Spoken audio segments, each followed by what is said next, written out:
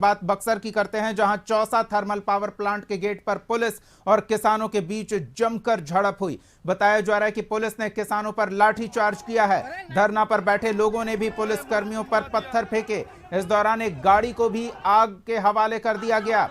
किसान thermal power plant के अधिग्रहित जमीन का मुआवजा और रोजगार की मांग को लेकर बीते 11 दिनों से धरने पर बैठे हैं और आज जाकर ये धरना हिंसक हो गया।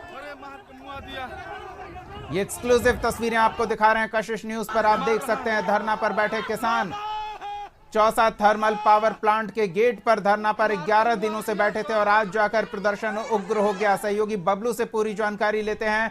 बबलू, अपनी मांगों को लेकर प्रदर्शन कर रहे किसान उग्र हो गए, ऐसा क्या हुआ, पूरी जानकारी चाहेंगे। बिल्कुल दीपक, बता दें कि बिहार के विकास के लिए बड़ी थर्मल पावर परियोजना जो चौसा में 1620 मेगावाट की लग रही थी, इसमें पिछले 3 साल से जिस तरह से लगातार राजनीतिक दौर और किसानों का आंदोलन का रुख चल रहा है, 10 अक्टूबर 2022 से लगातार यह धरना चल रहा है। लगभग 17 महीने से जारी इस धरने में किसानों की साफ मांग है कि जो अधिग्रहित जमीन है उसका उचित मुआवजा दिया जाए, स्थानीय लोगों को रोजगार दिया जाए समेत कई मामले हैं।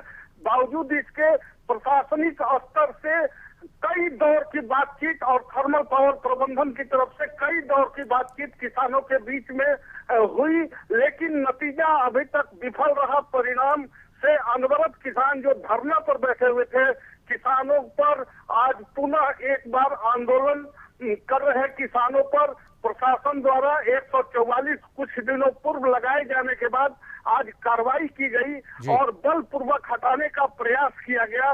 इसी क्रम में किसान और पुलिस के बीच झड़प हुई है, जिसमें बक्सर के डीएसपी धीरज कुमार समेत दर्जन भर पुलिसकर्मी जख्मी हुए हैं। वहीं लगभग 30 से 35 की संख्या में महिला पुरुष किसान भी चोटिल होने की खबर है। प्रशासन की एक गाड़ी को किसानों द्वारा फूंक दिया गया है।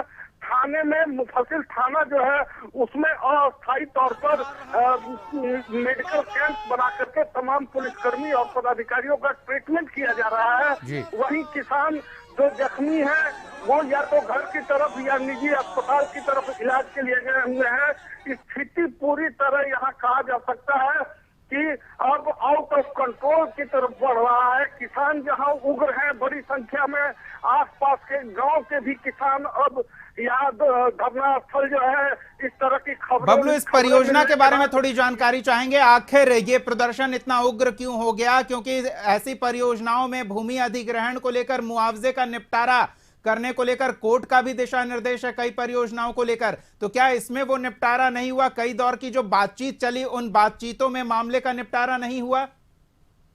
जी बिल्कुल दीपक, बता दें कि जिस तरह से ऊर्जा मंत्रालय का यह कल्याणकारी थर्मल पावर प्लांट एसजेवीएन द्वारा बनाया जा रहा है, जिसमें एसटीपीएल कंपनी है और उनके द्वारा जिस तरह से अधिग्रहित भूमि की गई थी, भूमि में अधिग्रहण के बाद मुआवजे को लेकर के किसान लगातार मांग उठा रहे थे।